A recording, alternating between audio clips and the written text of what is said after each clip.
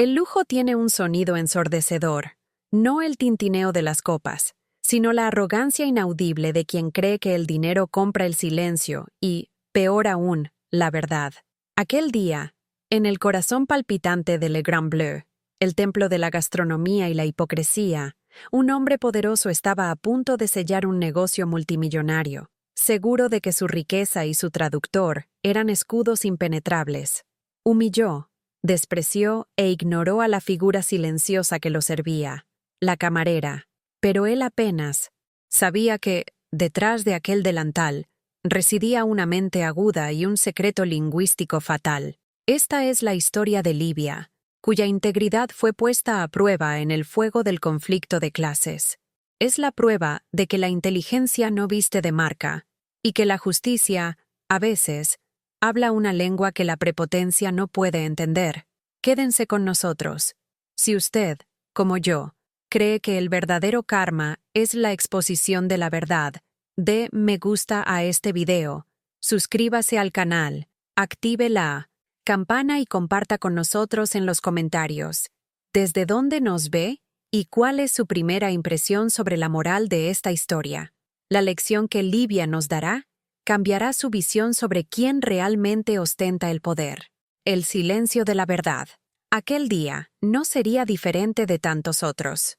El olor a trufas y la fragancia de dinero antiguo flotaban en el aire, mezclándose en Le Grand Bleu. Para mí, Livia, de 25 años, con un diploma de Relaciones Internacionales guardado en el cajón y deudas en el banco. Aquel restaurante no era un lugar de placer, era una trinchera. Yo era el fantasma eficiente, la sonrisa forzada que garantizaba la propina para el alquiler.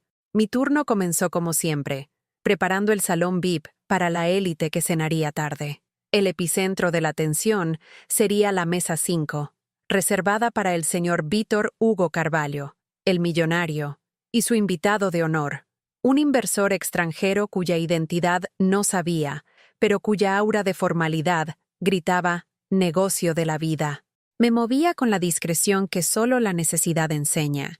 Sin embargo, detrás de la fachada de camarera atenta, mi mente no se detenía. Durante la espera del show de la mesa 5, leía un volumen de literatura rusa, no por diletantismo, sino por una necesidad casi física de escapar de la mediocridad de mi presente.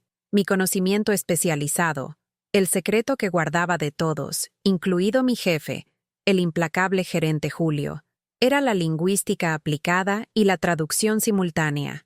Hablaba 5 idiomas con fluidez, algo que había aprendido por pasión y una beca que se evaporó en la crisis, dejándome atrapada en este purgatorio de uniformes y bandejas. Estaba terminando de pulir las copas cuando llegaron. Vítor Hugo era la personificación de la arrogancia de cuello abierto, traje de corte impecable, reloj de precio astronómico y, peor aún, la certeza de que la Tierra giraba solo para acomodar sus pasos. Estaba acompañado por un hombre mayor, el Sr. Akira Tanaka, el inversor japonés, y el eslabón crucial, el traductor, un tipo con traje gris claro llamado Marcos. Marcos, con su aire afectado y postura de quien sabía más de lo que hablaba, era la sombra de Vítor Hugo, un apéndice necesario para su poder. Livia, siseó Julio, el gerente, acercándose a mí con la rigidez de un general. La mesa 5 es tu responsabilidad exclusiva. 0 errores. El señor Vítor Hugo es nuestro cliente más valioso. Cualquier desliz y estarás en la calle. ¿Entendido? Perfectamente, señor Julio, respondí, tragando la bilis del desdén. Me miraba como si fuera un trapo sucio, un ser intercambiable. Esa era la esencia de aquel lugar. Para ellos, éramos solo herramientas. La cena comenzó. El ambiente era de tensión contenida, puntuado por la frialdad formal de Akira Tanaka y la ruidosa desenvoltura de Vítor Hugo. Serví el vino, un Burdeos que costaba más que mi salario de 3 meses, manteniéndome lo más distante posible, pero atenta a cualquier llamada. El núcleo de la negociación era la adquisición de un terreno estratégico, esencial para el proyecto inmobiliario de Vítor Hugo. La conversación oscilaba entre el portugués y el japonés, con Marcos funcionando como el puente que unía dos mundos en colisión. Fue entonces cuando ocurrió el primer acto de humillación, no dirigido a mí, sino a un colega, Fabio, el encargado del almacén, un hombre mayor y de salud frágil. Fabio, al traer una caja de botellas de agua mineral, tropezó levemente. No hubo daño, pero el sonido atrajo la atención de Víctor Hugo. ¡Tú! ¡Inepto! La voz de Víctor Hugo cortó el murmullo del salón. Fabio se congeló, con el rostro pálido. ¿Ni siquiera puedes caminar bien? Pago un precio absurdo para tener paz y calidad. ¿Y qué tengo? ¡Un payaso desastroso! Marcos rió, un sonido seco y cómplice. Tanaka, el inversor, solo observó, inexpresivo. Perdóneme, señor Víctor Hugo. Lo siento mucho, tartamudeó Fabio, inclinándose en una humillante reverencia. Las disculpas no pagan mi tiempo, viejo. El gerente. ¿Dónde está ese parásito de Julio? Dile que despida a este inútil inmediatamente. Mi sangre hirvió. Fabio era un hombre decente, que trabajaba horas extras para pagar la medicación de su esposa. La crueldad gratuita de Víctor Hugo era nauseabunda. Julio, materializándose rápidamente, obligó a Fabio a retirarse. No se preocupe, señor Víctor Hugo. Ese error no se repetirá. Me lanzó una mirada cortante. Sirve el plato principal en su mesa y mantén la compostura, Livia. Con la pesada bandeja en mi asiento. La mano. Mis pensamientos se convirtieron en un torbellino. La arrogancia de Víctor Hugo era un peso en mi pecho, la personificación de todo lo que despreciaba de la desigualdad social. Ese hombre no solo tenía poder, sino que disfrutaba usándolo para aplastar a los demás. Me preguntaba si la justicia algún día lo alcanzaría. Serví el foie gras con la precisión mecánica que el trabajo exigía, manteniendo el rostro impasible, los ojos bajos, pero mis oídos estaban alerta. Mi mente, que no dejaba de trabajar, estaba procesando cada palabra intercambiada en la mesa 5. El foco de la negociación regresó al contrato. La conversación se profundizó en términos técnicos que involucraban cláusulas de pago, cronogramas de entrega y, crucialmente, una cuestión de jurisdicción e impuestos. Marcos, traduce con claridad la cláusula de impuestos para el señor Tanaka, ordenó Víctor Hugo. Deja claro que cualquier carga adicional que surja será responsabilidad de su holding, de acuerdo con el anexo D. Yo ya me he resguardado. Marcos, con una sonrisa de superioridad, se inclinó hacia Tanaka y comenzó a hablar en japonés. Yo, que estudié japonés durante 2 años con una profesora particular de Tokio, la señora Kudo, para profundizar en la cultura y los entresijos de los negocios asiáticos, escuché cada sílaba, y lo que oí me paralizó. Marcos estaba mintiendo. No estaba simplemente interpretando la cláusula. Estaba distorsionando la responsabilidad fiscal. Le estaba diciendo a Tanaka que Víctor Hugo estaba asumiendo la mayor parte del riesgo de impuestos inesperados, exactamente lo contrario de lo que Víctor Hugo acababa de declarar en portugués. Marcos estaba traduciendo de forma intencionadamente errónea, aliviando la carga de Tanaka y, presumiblemente, preparando una trampa para Víctor Hugo o para sí mismo, a través de un acuerdo secreto con la parte japonesa. La traición era fría, calculada y silenciosa. Y era doble. Marcos traicionaba a su empleador, Víctor Hugo, y traicionaba la integridad profesional que debía proteger. Me alejé de la mesa, fingiendo limpiar migas, con el corazón acelerado. Tenía un secreto poderoso en mis manos. Una falla fatal en el mapa de poder de Víctor Hugo, y la arrogancia de él me dio el impulso. ¿Qué haría? Opción 1. Guardar silencio. Proteger mi empleo precario. Dejar que los tiburones se devoren. Opción 2. Hablar. Exponer la traición. Arriesgar mi empleo, y quizás incluso más, para proteger el principio de la honestidad irónicamente, salvar al hombre que acababa de humillar a mi amigo. La imagen de Fabio, doblegado por la humillación, selló mi elección. La justicia no era solo para los humildes. La justicia era la verdad, y la verdad necesitaba una voz.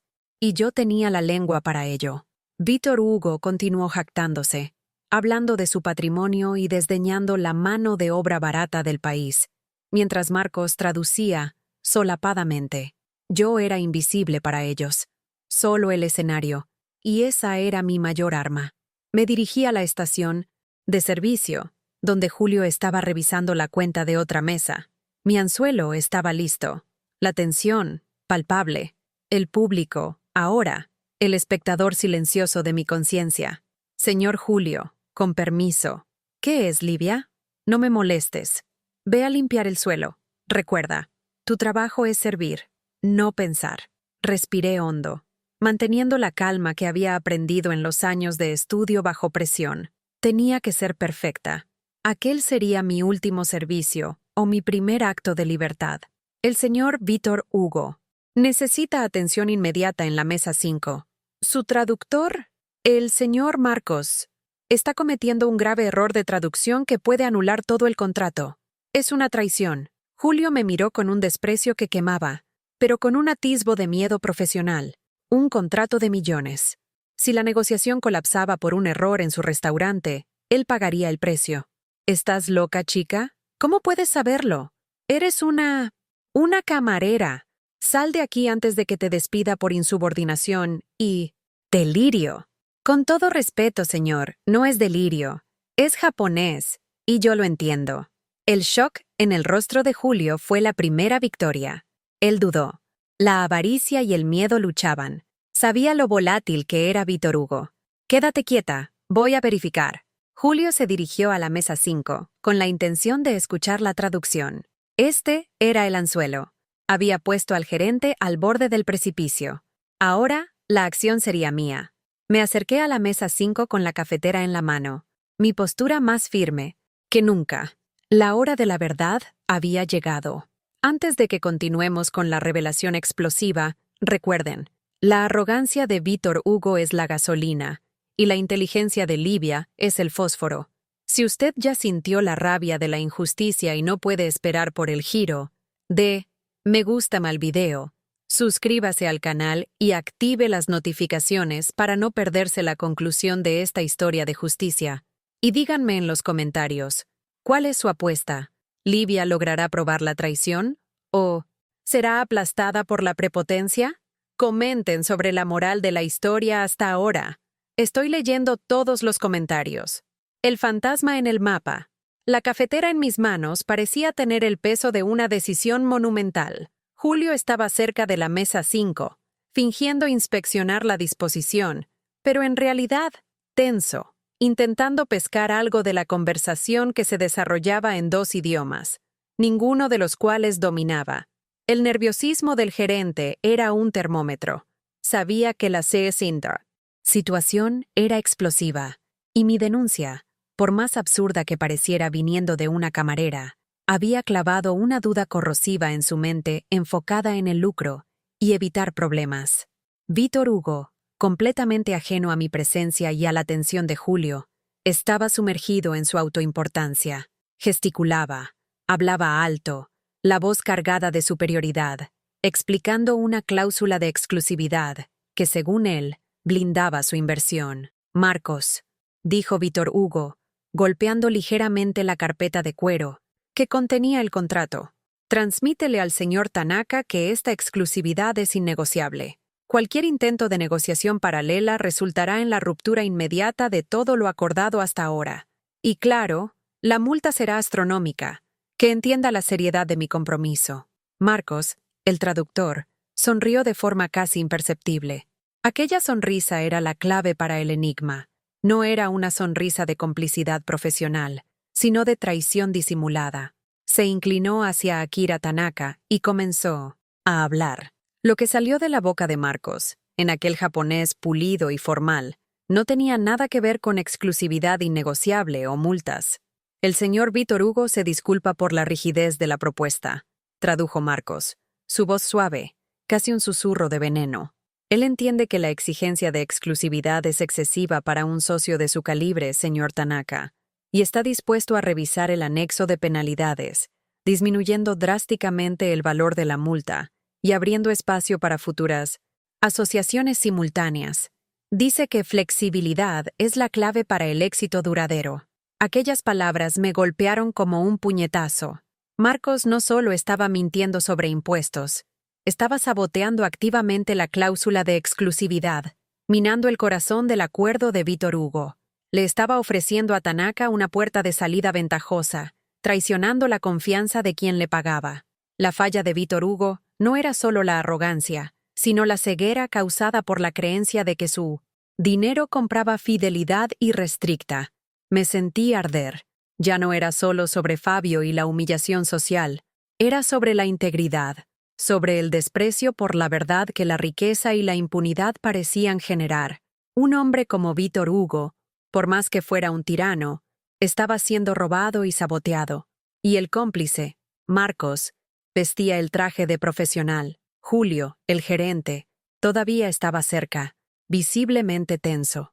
Vio la expresión de serenidad de Tanaka, que al escuchar la traducción falsa, asintió con la cabeza y profirió una breve respuesta en japonés.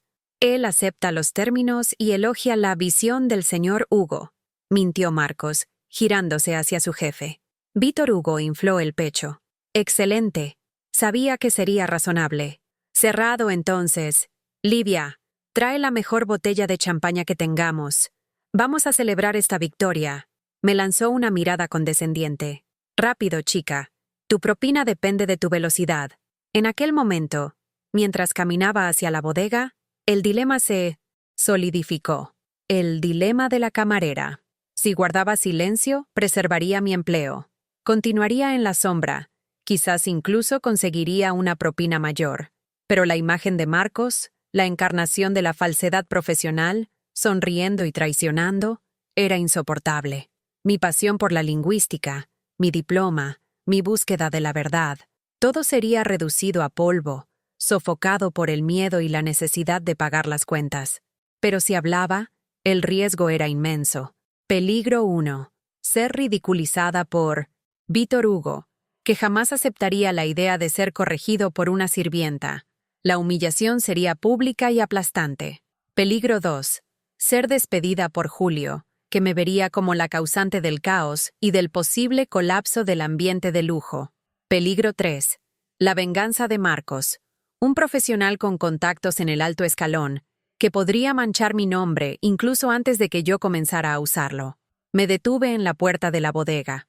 Por un instante, sentí el peso de la vida difícil. La inseguridad financiera era un fantasma constante. ¿Por qué meterme en esta pelea de gigantes? Entonces, recordé la lección más importante que aprendí en la universidad. La integridad intelectual no tiene precio. Mi conocimiento no era solo para conseguir un empleo, era una herramienta para discernir la verdad. Si lo negaba ahora, me negaría a mí misma. Regresé al salón VIP, no con la botella de champaña, sino con la decisión de detonar la bomba. La adrenalina corría fría y calculadora en mis venas. Víctor. Hugo estaba a punto de firmar el contrato, con la sonrisa victoriosa estampada en el rostro.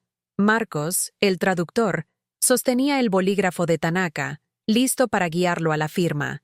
Julio, el gerente, observaba de lejos, aliviado porque el negocio se había cerrado sin problemas. Me acerqué a la mesa 5, deteniéndome a una distancia respetuosa, pero estratégica. Con permiso, señor Víctor Hugo. Mi voz era sorprendentemente firme, contrastando con el susurro que yo normalmente usaba. Víctor Hugo levantó la cabeza, irritado. Sus ojos se estrecharon, viéndome por primera vez no como un escenario, sino como un estorbo. ¿Qué es, chica? No pedí el champaña. Estoy a punto de cerrar el negocio más grande de la década. Sal de aquí. Estás rompiendo la concentración de todos. Su voz era un trueno de impaciencia. Lo siento mucho, señor. Mantuve la calma. Pero necesito advertirle. Si usted firma este contrato basado en la traducción del señor Marcos, usted estará cometiendo un error financiero y estratégico fatal. El silencio que siguió fue absoluto. Todos en el radio de audición se congelaron. Julio, del otro lado del salón, palideció y comenzó a correr en mi dirección, una mezcla de furia y pánico estampada en su rostro. Marcos, el traductor, fue el primero en reaccionar, con una risa forzada, pero nerviosa. Vaya, vaya, señor Víctor Hugo. Parece que la camarera aquí es una políglota que se las da de experta en contratos. Querida, vuelve a tus mesas. Yo estudié toda la Vida para ser traductor. Tú, con todo respeto, no pasas de ser una camarera. La arrogancia de Marcos era un espejo de la de Víctor Hugo, y sirvió solo para fortalecerme. Miré directamente a Víctor Hugo, ignorando a Marcos, mi voz asumiendo un tono de absoluta convicción técnica. Señor Víctor Hugo, el señor Marcos acaba de decirle que el señor Tanaka aceptó la cláusula de exclusividad. Eso es mentira. Le dijo al señor Tanaka que usted está dispuesto a flexibilizar y reducir la multa. Está saboteando su negociación. En japonés, usó la palabra junshin, puro, ingenuo, al referirse a su visión, sugiriendo que usted está siendo fácilmente manipulado. El efecto fue sísmico. Víctor Hugo se levantó bruscamente, tirando su copa de vino. El tinto manchó el mantel blanco, un símbolo visual del caos que yo acababa de iniciar. Sus ojos, antes llenos de triunfo, estaban ahora cargados de furia y, crucialmente, de una pizca de duda. ¿Qué? ¿Tú te atreves a decirme que yo, Víctor Hugo, Carvalho, estoy siendo robado por un traductor y que una camarera sabe eso? Me apuntó con el dedo, la cara roja. Julio, despide a esta vagabunda ahora. Está teniendo un brote psicótico. Julio finalmente llegó a la mesa, pálido, listo para cumplir la orden. Señor Víctor Hugo, por favor, discúlpeme. Ella será despedida. Livia, sal de aquí inmediatamente. Pero yo no retrocedí. Tenía que ir hasta el final. El juego de poder era brutal, pero mi conocimiento era mi armadura. El señor Marcos, al traducir la cláusula fiscal, también la invirtió, señor Víctor Hugo. Continué, elevando la voz para ser escuchada. Le dijo a Tanaka que la responsabilidad primaria de los impuestos inesperados sería suya, no del inversor. En su anexo D, usted se resguarda. En la traducción de él, usted se expone. La palabra tampo, garantía, cobertura, que él usó, estaba completamente fuera de contexto, favoreciendo el lado japonés. Marcos, desenmascarado, intentó salvar la situación con un ataque directo y, desesperado, no escuche a esta lunática, está inventando. ¿Qué sabe ella de japonés? Debe haber oído sushi y pensó que era contrato. Está intentando extorsionarle, señor. ¿Quiere llamar a la policía? Akira Tanaka, que hasta entonces parecía una estatua, inclinó la cabeza, observando el drama con un interés renovado. No entendía el portugués, pero entendía el lenguaje corporal, y, más importante, él sabía que la traducción de Marcos había sido intencionalmente manipuladora a su favor. Estaba al tanto de la traición. Víctor Hugo, sin embargo, estaba en un dilema. Confiaba en Marcos desde hacía años, pero mi discurso era técnico, detallado, y peor, venía de alguien que no tenía nada que ganar y todo que perder. La duda estaba plantada. Prueba, gruñó, la furia transformándose en una sed peligrosa por evidencias. Si estás equivocada, te destruyo. Si estás en lo cierto, lo destruyo a él. Señaló a Marcos. Este era el momento del giro. La tentación de retroceder se deshizo. Miré a Akira Tanaka. Señor Tanaka, dije, por primera vez, hablando directamente al inversor, en japonés puro, claro y respetuoso. Soy Livia, la camarera. Lamento inmensamente esta perturbación, pero la verdad es importante para ambas partes. El señor Marcos no es confiable. Le está mintiendo al señor Carvalho sobre la cláusula de exclusividad y la distribución de la carga fiscal. El rostro de Tanaka, que antes era una máscara de indiferencia, se abrió en una expresión de sorpresa y, más tarde, de un respeto casi invisible. No pudo ocultar el asombro al escuchar el japonés fluido, pulido y formal, viniendo de alguien que él había categorizado como sirvienta. Señor Tanaka, continué, usando el lenguaje formal japonés de negocios. El señor Marcos tradujo el término penalidad por incumplimiento de contrato como un valor simbólico, cuando en realidad el señor Carvalho especificó millones de dólares y tradujo la intención de mantener exclusividad como flexibilidad. Tengo la traducción técnica exacta, palabra por palabra, memorizada, y, como prueba final, repetí la frase completa de Marcos en japonés para Víctor Hugo, y la traducción correcta, de vuelta. Víctor Hugo estaba en shock. Se giró hacia Marcos, que se había puesto blanco como el mantel. Marcos ya no podía esconderse. La verdad, hablada en el idioma que él manipulaba, era su sentencia. Es mentira. Solo estaba ajustando el lenguaje culturalmente. Tartamudeó Marcos, desesperado. Tanaka, el inversor, que ahora comprendía cada palabra de la confrontación. Me hizo un pequeño asentimiento con la cabeza, y en un inglés lento, pero claro, a Víctor Hugo. She is correct, Mr. Carvalho. He adjusted the truth. Muy bien, señorita. El enfrentamiento inminente se había materializado. La camarera había desenmascarado al traductor, exponiendo la traición en el altar del lujo. El suspense ahora era total. La venganza de Víctor Hugo sería contra el traductor desenmascarado, o contra la heroína que se atrevió a ¿corregirlo? ¿Su arrogancia permitiría que una sirvienta lo salvara? El enfrentamiento llegó a su clímax. Livia probó que no era solo una camarera, sino una mente brillante. Pero la arrogancia de Víctor Hugo es peligrosa. ¿Valorará la verdad o castigará la insolencia? ¿Queremos saber su opinión? Si usted está vibrando con este giro de justicia, dé me gusta al video. Suscríbase al canal y active las notificaciones para ser el primero en ver la parte 3. Y diga en los comentarios, ¿qué hará Víctor Hugo ahora? ¿Despedirá a Livia o a Marcos? Deje su pronóstico y su ciudad. El diálogo de poder. El aire en Le Grand Bleu se enrareció, pesado con el olor a vino derramado y la tensión de poder en colapso. Víctor Hugo no solo estaba furioso, estaba doblemente humillado. Primero, por haber sido engañado. Segundo, y lo más insoportable para él, por haber sido salvado y corregido por una sirvienta, a quien había despreciado momentos antes. Su mirada se dividió, furia ciega hacia Marcos, el traidor, y rabia fría hacia mí, Livia, la mensajera de la verdad. Marcos, desenmascarado, estaba intentando encogerse en su traje de marca. Señor Víctor Hugo, por favor, fue un malentendido. Solo estaba... ¡Silencio! El grito de Víctor Hugo silenció a Marcos, que retrocedió. Entonces, se giró hacia mí, Livia, y el peso de su arrogancia cayó sobre mis hombros como una avalancha. No podía perdonarme por haber sido inteligente. Tú, siseó, la voz baja y peligrosa, te atreves a interrumpir mi negocio, a avergonzarme delante de un socio internacional y a entrometerte donde no fuiste llamada. ¿Crees que hablas japonés mejor que mi traductor pagado, que tiene 20 años de experiencia? Con todo respeto, señor, respondí, manteniendo la voz firme y profesional, a pesar del temblor interno. La verdad no depende de los años de experiencia, sino de la fidelidad a la palabra. El señor Marcos no fue fiel. Usó la fonética correcta para transmitir una intención opuesta. En lingüística eso tiene un nombre: traición semántica.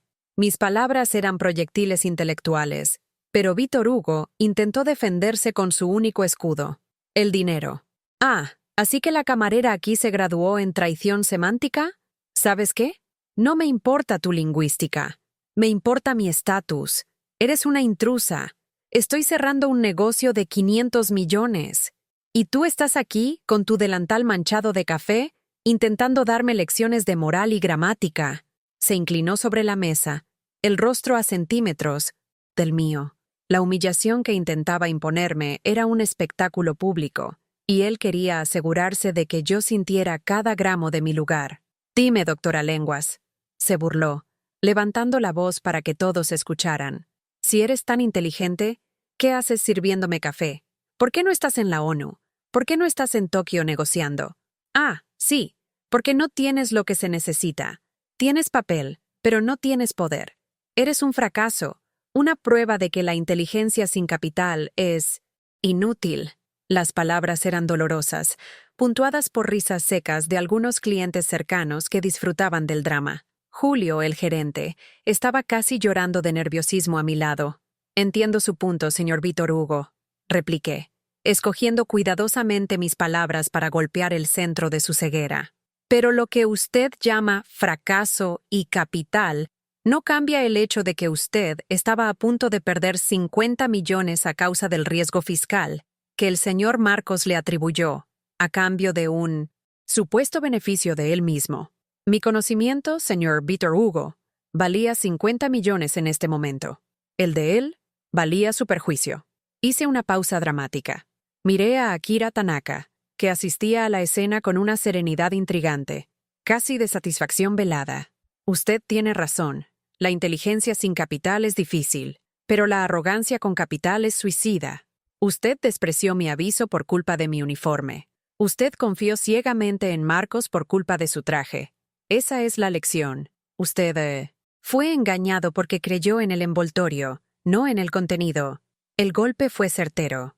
Víctor Hugo, un tiburón del mercado, no podía tolerar la acusación de estupidez táctica. Su ego era su debilidad. «Basta, ya es suficiente», gritó.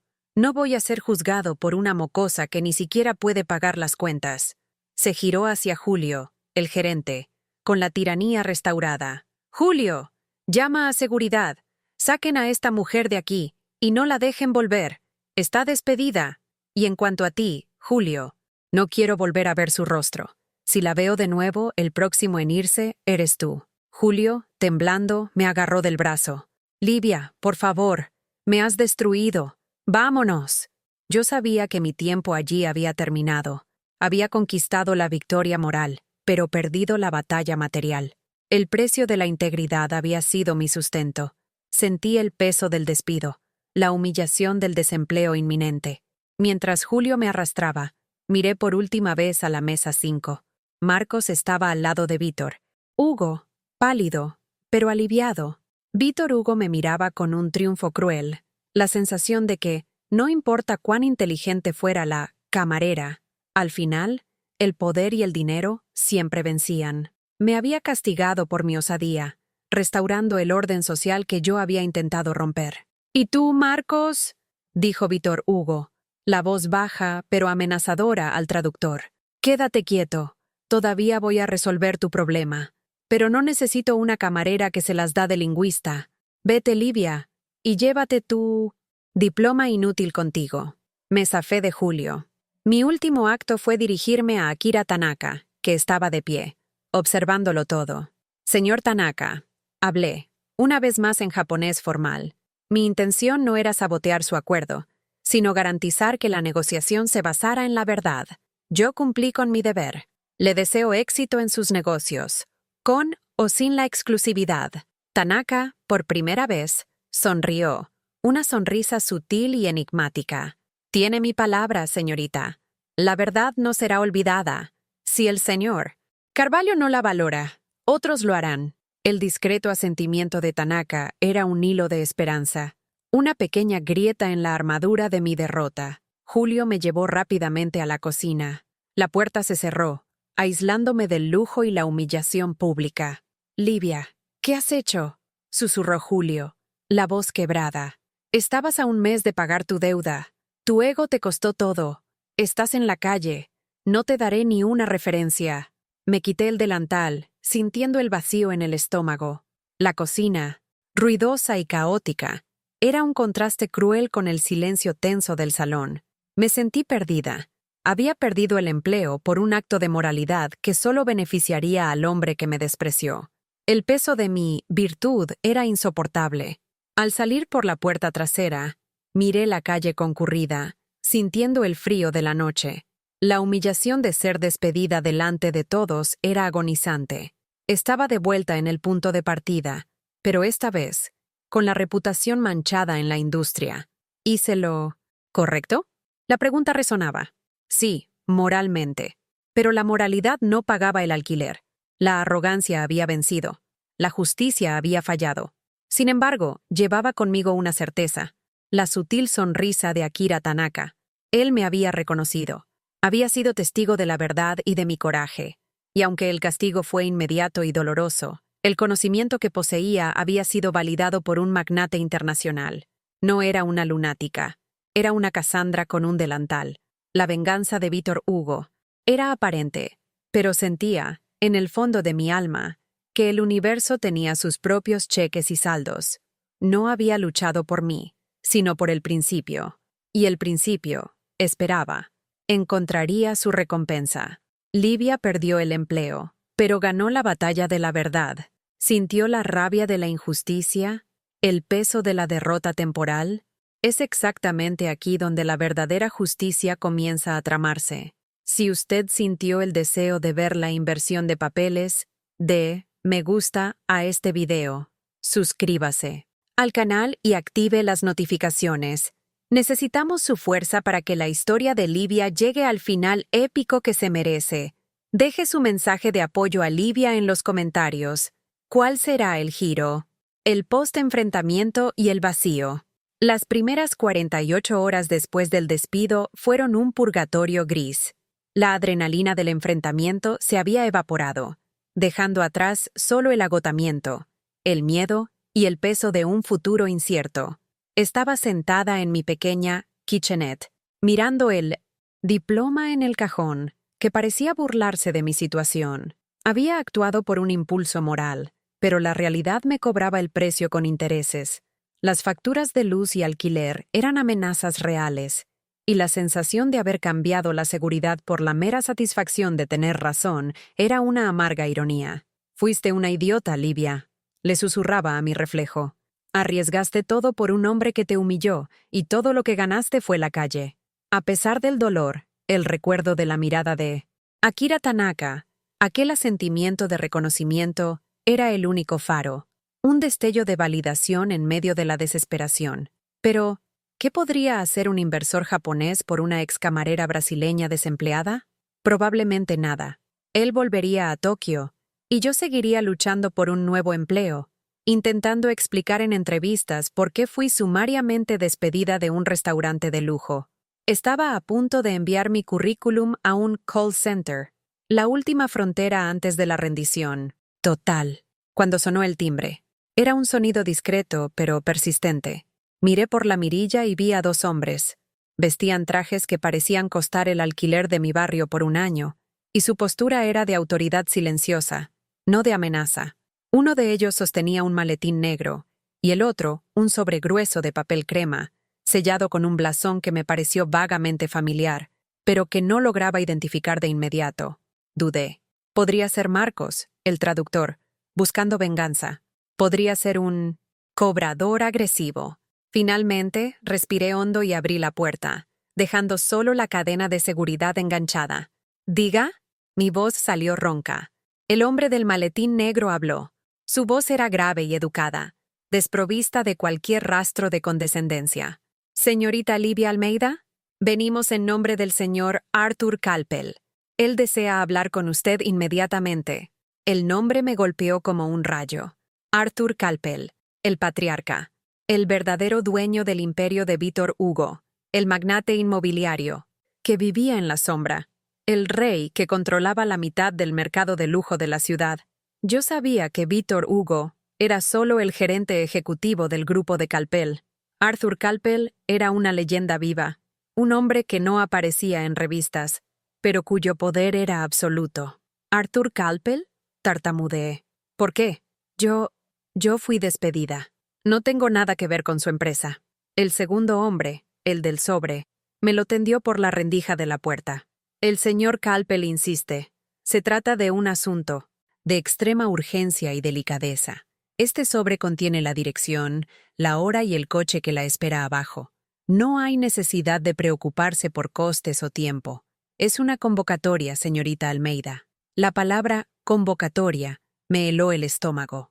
No era una invitación, era una orden, pero una orden de un hombre que yo sabía que era implacable, pero también conocido por su integridad en los negocios. Tomé el sobre y cerré la puerta rápidamente, ignorando el humo de misterio que los hombres dejaron atrás. El sello del blasón, ahora bajo la luz, era de hecho el emblema del grupo Calpel, un águila estilizada e imponente. Abrí el sobre con las manos temblorosas. Dentro, una hoja de papel con membrete minimalista y elegante. Livia Almeida. Su acto en Le Grand Bleu llamó mi atención. El coraje para confrontar la falsedad y la precisión técnica de su intervención son cualidades raras. Su empleador valoró la obediencia. Yo valoro la competencia. El señor Akira Tanaka es un socio que aprecio. Él fue quien me informó sobre lo ocurrido, enfatizando su integridad. Esté en mi oficina particular en el piso 70 de la Torre Calpel a las 16:00. El coche de placa GPD 1982 la espera. La puntualidad es esencial. Arthur Calpel. La carta era seca, directa e implacable. A las 16:00, el reloj marcaba las 14:30. Estaba a punto de entrar en el universo de un titán, y la razón era mi audacia. El shock fue gradualmente sustituido por la determinación. Si él me convocó, él me escucharía. Yo ya no sería la camarera. Me puse la única ropa formal que tenía, que había guardado para entrevistas. El cabello estaba recogido con la misma disciplina que yo usaba al servir, pero ahora, mi postura era de quien no tenía nada más que perder. El coche era un sedán negro imponente, y el chofer, profesional y silencioso, me llevó a través del tráfico con una eficiencia que parecía ignorar las leyes de la física.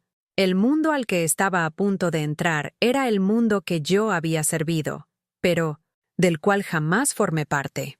La Torre Calpel era la materialización de todo lo que Vítor Hugo representaba, pero con una sofisticación que iba más allá del mero dinero. Fui llevada directamente al piso 70, el ático, la sala de mando de Arthur Calpel. La sala era un estudio de poder minimalista, ventanas de vidrio del suelo al techo, con una vista panorámica de toda la ciudad, incluyendo el tejado de Le Grand Bleu, que parecía un punto minúsculo allá abajo. Frente a una mesa de madera oscura y maciza estaba él, Arthur Calpel, de 65 años, cabello grisáceo y ojos azules penetrantes que parecían analizar cada molécula de quien estaba delante de él. No era arrogante como Vítor Hugo, pero emanaba una autoridad incuestionable, la certeza de quien mueve piezas en el tablero. «Señorita Almeida», dijo levantándose y extendiendo la mano. El apretón fue firme. «Gracias por su puntualidad». «Gracias por la oportunidad, señor Calpel», respondí, intentando mantener la voz estable, pero el nerviosismo me traicionaba. «Siéntese», indicó la silla frente a la vista. Me senté. No ofreció café. Fue directo al grano. Escuché la grabación de su discusión en el restaurante. El señor Tanaka fue lo suficientemente perspicaz como para grabar la conversación cuando se dio cuenta de la manipulación de Marcos. Él me envió el audio, y yo pedí una traducción triple. Su intervención, Livia, salvó a mi grupo de una exposición de riesgo de 50 millones y de un escándalo que costaría mi reputación. El señor Marcos está detenido, confesó el esquema. La noticia sobre Marcos me dio un escalofrío de satisfacción. La justicia, después de todo, era rápida. El señor Vítor Hugo me despidió, señor Calpel, dije, sin rodeos. Él no valoró la verdad. Me castigó por haberme atrevido a corregirlo. Calpel sonrió, un gesto mínimo que no alcanzaba sus ojos. Vítor Hugo es mi sobrino, y es un excelente administrador de activos, pero es la personificación de la arrogancia de segunda generación. Ve a las personas como números y herramientas. Te vio como un trapo de suelo que se atrevió a tener una voz, y por eso actuó con el castigo que él pensó que era el máximo. Tu desempleo. Golpeó ligeramente la mesa. Pero mire, Livia, Vítor Hugo cometió un error de cálculo que es fatal en mi mundo. Subestimó la competencia y la integridad. Valoró la obediencia ciega de un traductor que lo traicionaba. Y castigó el coraje y la inteligencia de una camarera que lo salvaba. Y tú, Livia, tú no eres humilde, eres inteligente. La humildad es virtud, la inteligencia es poder. La distinción que hizo era crucial. No me estaba recompensando por ser pobre u oprimida, me estaba recompensando por ser superior en el campo de batalla de la verdad. Llegó el momento del giro. Calpel se levantó y caminó hasta la ventana, de espaldas a mí. No te voy a ofrecer un puesto de traductora junior, Livia. Tu conocimiento técnico y tu integridad son activos que no pueden ser desperdiciados. Se giró, y la propuesta, absurda, llegó como un tsunami. Necesito a alguien que mire mis proyectos sin el sesgo de la lealtad ciega, sino con la precisión de la verdad. Alguien que no tenga miedo de corregirme, o de corregir a mi sobrino. Voy a reestructurar el Departamento de Riesgo Contractual Internacional. Mi propuesta es la siguiente. Pagaré todas tus deudas y gastos de vivienda. Recibirás una beca completa para retomar cualquier estudio que desees. Y, a partir de mañana, ya no serás una camarera. Apenas podía respirar. Aquello ya era más de lo que jamás había soñado. ¿Me está ofreciendo un cargo?, pregunté. Calpel sonrió. No, te estoy ofreciendo un asiento. Serás la consultora especial de riesgo contractual internacional del Grupo Calpel. Tu salario inicial será 10 veces el salario de Vítor Hugo en tu primer año aquí, y tendrás una cuota de participación en las ganancias de los proyectos que audites. Y lo principal, tendrás autoridad para auditar todos los contratos antes de que Vítor Hugo firme. La recompensa era totalmente desproporcionada a mi posición social anterior. Era la recompensa máxima de la virtud, la inversión total de papeles. En 24 horas, pasaría de desempleada humillada a una de las voces más poderosas en el imperio que me despreció. Si acepto, señor Calpel, ¿qué sucede con el señor Vítor Hugo?, pregunté. La única condición que importaba, la justicia. Calpel apretó los labios. Será notificado mañana por la mañana de que eres su nueva auditora. No será despedido, pero estará subordinado a tu palabra final en cualquier análisis de riesgo. Su castigo no será la pobreza, sino la sumisión a tu competencia. Tendrá que rendirte cuentas. Es la humillación que su arrogancia merece. El escenario estaba montado. Miré la ciudad allá abajo. La justicia había llegado en helicóptero y traje de marca. Este es el giro que esperábamos. Livia, de camarera despedida, asciende a la consultora que auditará al propio arrogante que la despidió. La justicia es dulce. Si usted sintió esa satisfacción, dé me gusta al video, suscríbase al canal y active las notificaciones. El enfrentamiento final entre Livia y Vítor Hugo será épico, y usted no puede perdérselo. Comente, ¿qué consejo le daría a Livia para su primer día en el cargo? El precio del honor y la condición audaz. La luz intensa del piso 70 de la Torre Calpel, donde se trazaba el destino de imperios, no me cegó. La propuesta de Arthur Calpel era una redención material que superaba cualquier sueño que yo pudiera haber tenido, pero yo sabía que aceptar por aceptar sería traicionar el motivo que me llevó a hablar en la mesa 5. Mi lucha no era por un salario, era por la dignidad. Acepto su oferta, señor Calpel, declaré, apoyando las manos en la mesa de caoba, sintiendo la solidez de mi nuevo poder. Pero mi papel como consultora de riesgo no será solo técnico, será ético.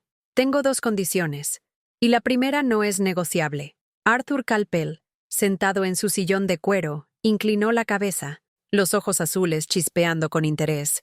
Hable, me gusta quien negocia con convicción. La primera condición, articulé, con la voz cargada de todo lo que había visto y sentido en Le Grand Bleu, es la reparación completa del señor Fabio, el encargado del almacén que su sobrino humilló.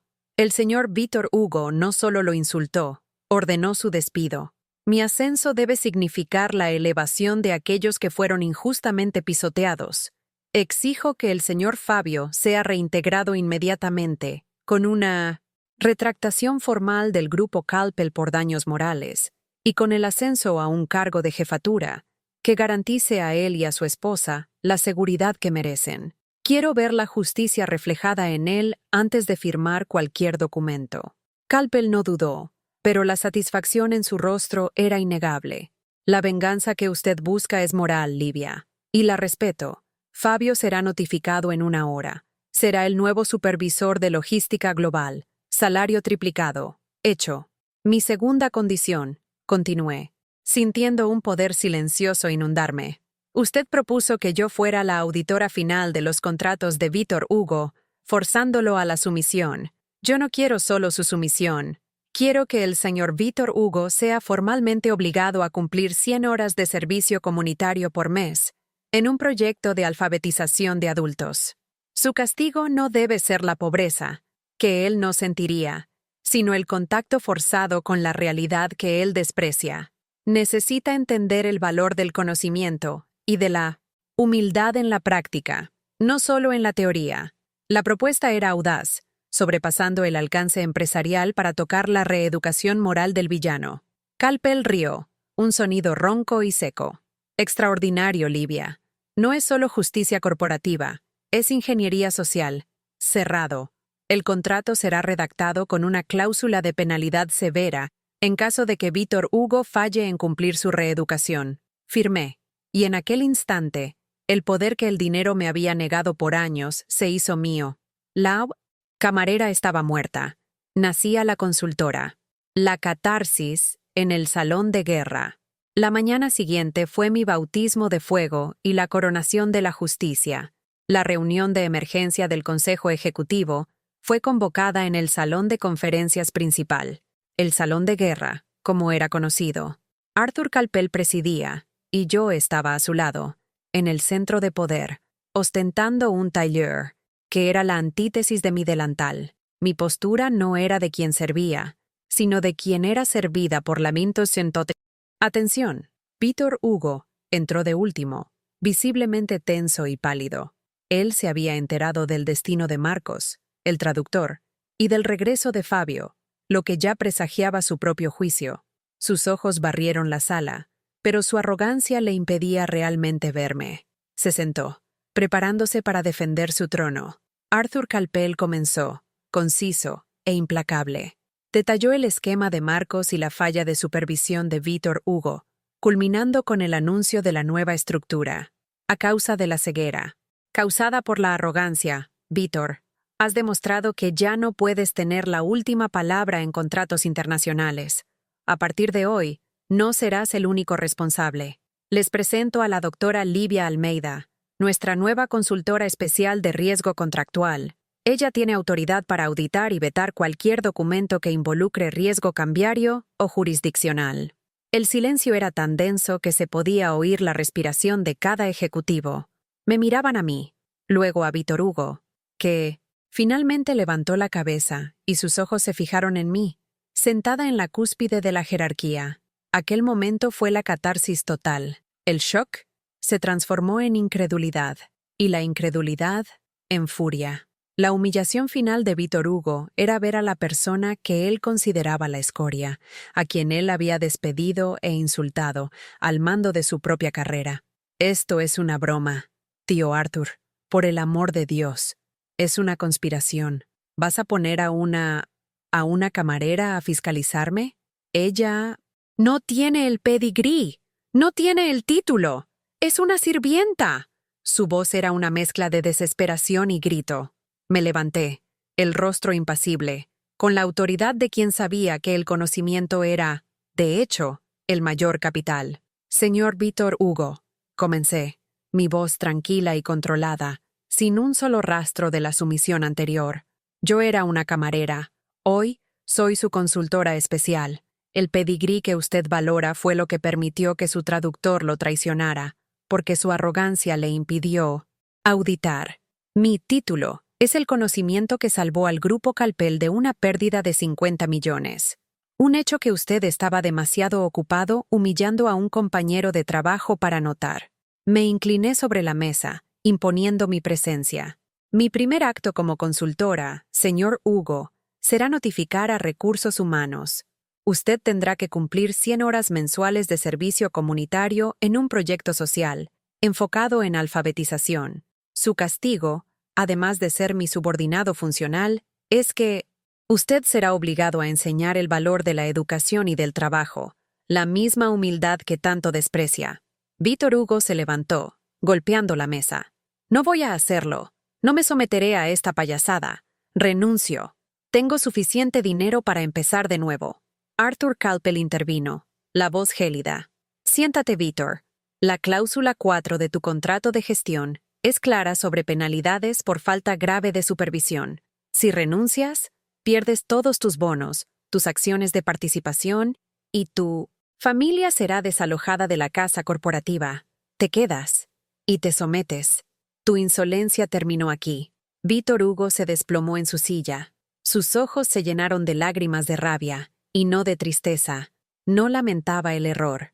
Lamentaba la pérdida de poder y el hecho de ser controlado por quien él había despreciado. Su humillación era pública, formal y permanente. La lección de la dignidad. La catarsis era completa. La recompensa de la virtud no fue solo material, fue la certeza de que la Livia, Ayer, la estudiante endeudada e invisible había cambiado la regla del juego para todos. Fabio, el encargado del almacén, estaba seguro. Víctor Hugo, el arrogante, estaba moralmente esposado. Uní los puntos, mirando a los ejecutivos que antes me ignoraban y ahora me reverenciaban. Lo que sucedió aquí, señores, declaré a la sala, no fue un milagro, fue una lección. El verdadero poder no es lo que el dinero compra, sino lo que el dinero no puede robar, la inteligencia y la integridad. La arrogancia es un escudo que ciega a su usuario, te hace despreciar a quien está abajo, ignorando que el conocimiento, la verdad y, al final, la justicia pueden vestir un delantal. La moral de la historia era evidente. La prepotencia de Víctor Hugo no lo llevó a la victoria, sino a la sumisión más amarga. La inteligencia y el coraje de Livia no solo la salvaron, sino que la catapultaron al lugar que su competencia merecía. Esta historia es para ti que te sientes invisible, subestimado o humillado. Sepas que tu valor no es definido por el uniforme que vistes, sino por el carácter que llevas. El karma no es solo suerte o mala suerte, es la consecuencia inevitable de la forma en que tratamos a los demás. La justicia fue hecha, y la catarsis es real. Si usted sintió la fuerza de esta inversión de papeles y el peso de la lección de moral, suscríbase al canal, dé me gusta al video y comparta esta historia de superación y justicia social. Deje en los comentarios, ¿cuál fue la mayor lección que Livia nos dio? Su apoyo nos ayuda a seguir trayendo nuevas historias que prueban que la verdad y la dignidad siempre encuentran el camino hacia la victoria. Gracias y hasta la próxima.